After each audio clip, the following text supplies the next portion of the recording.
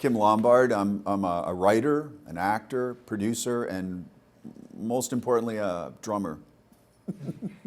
Yeah, I played drums. I was in bands for like 35 years. So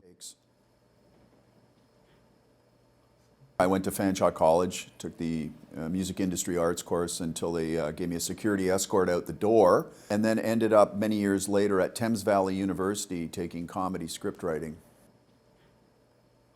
I finished high school and ended up working in a hotel because I always had this dream of being a general manager of a hotel in the Caribbean, some bizarre love I had for hotels, and got a call to be in a band, and we were much like U2, where when we first got together nobody knew even what instrument to play, so I ended up on drums and quit the hotel business, and by about 18 was on the road touring all around Canada as a musician.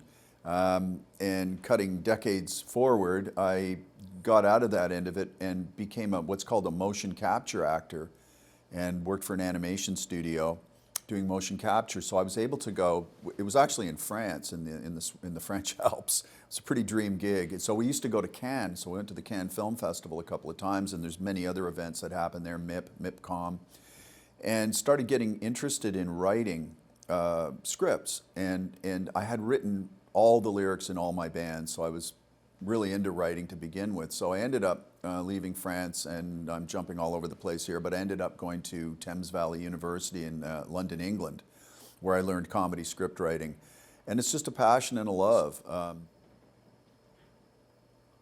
tell you what my advice is as an old dude. One, never give up, because the cream does truly rise to the top.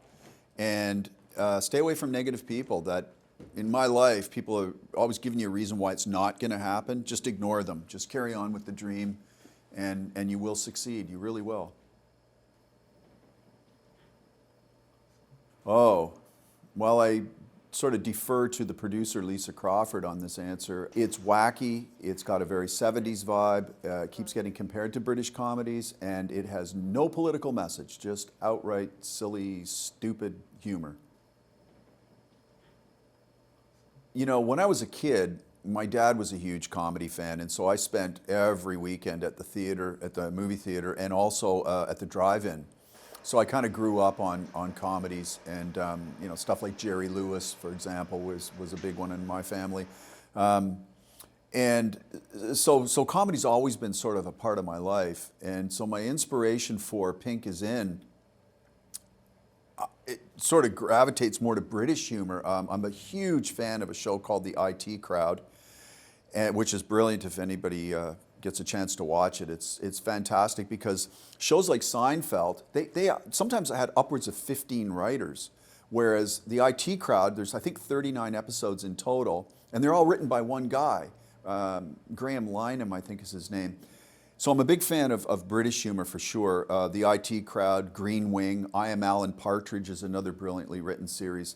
And it was funny because when I went to start university in England, they were all hooked on American shows. And I'm like, no, I came to England to learn about more of the British humor, you know. And they liked Everybody Loves Raymond, and they loved, what was another one they loved? King of Queens. They loved that. This is going back a little bit. But then we kind of found common ground because they all liked Frasier. And if you watch Frasier, it's very clever and it's very, very well written, and it's kind of got a British vibe to it. So we kind of found common ground there. But my comedy is all over the place. I like wacky, I like really silly, I like stupid. I'm a big fan of Woody Allen. The guy's written he has 50 movies out, I think this year, his 50th movie. So I'm a big fan of that. It's very clever, but can also be really wacky and silly. Like I said earlier, you know, the characters really became the characters. And so in the second season, it just gets sillier because everybody had more confidence. I mean, if you look, I always revert to Seinfeld. If you watch the first 4 or 5 episodes of Seinfeld, Kramer really isn't Kramer. And Jason Alexander will tell you that he was doing an impression of Woody Allen. But if you go sort of after episode 5 and forward, they're completely different guys. And this is sort of the same thing that happens in Pink Is In, where the actors sort of get more comfortable in their skin and the way their character is supposed to be. So because they all had that much more confidence, and our crew was working together for another season, and they had more confidence, It just got sillier and crazier and wackier, and you'll love it.